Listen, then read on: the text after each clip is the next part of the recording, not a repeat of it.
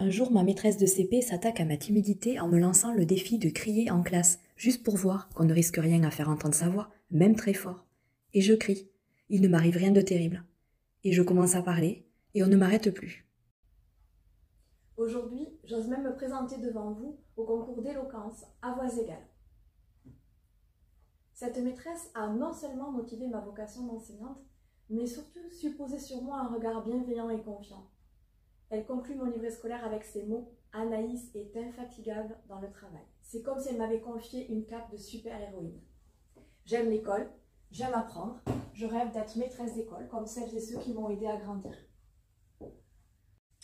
Je garde la cape de super-héroïne quand je prends mon premier poste à l'âge de 23 ans. J'ai choisi d'assumer la direction d'école et une classe multiniveau dans un village isolé. Je prends ensuite une deuxième, puis une troisième direction d'école. 15 ans d'enseignement après ma propre scolarité, déjà plus de 35 ans sur les bancs de l'école. J'ai besoin de changer d'air, d'élargir mon horizon. J'ai la tête sur les épaules et je ne suis pas prête à quitter ce métier passion qui m'anime encore.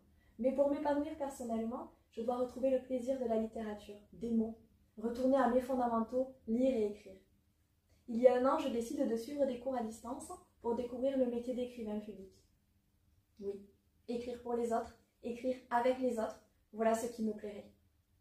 Voici mon projet professionnel. Je vais être maîtresse d'école la moitié de la semaine et je vais être écrivain public et animatrice d'ateliers d'expression auprès des personnes âgées l'autre moitié de la semaine. 2 publics qui pourraient bien enrichir ma vision de la vie en croisant leurs regards et leurs envies. Un nouveau monde s'ouvre à moi, celui de la micro-entreprise à créer pour réaliser des prestations d'écriture pour les particuliers ou les professionnels. Un courrier à rédiger, un rapport à corriger, un flyer percutant à concevoir, la rédaction d'un carnet de voyage ou le recueil d'un récit de vie. Autant de projets d'écriture que de besoins.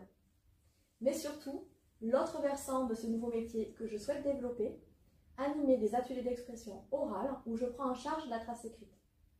Dans les EHPAD, les résidents n'ont que quelques minutes d'échange quotidien avec le personnel et ça se réduit à des considérations pratiques et ramenées souvent au corps. Vous avez mangé? Vous avez froid?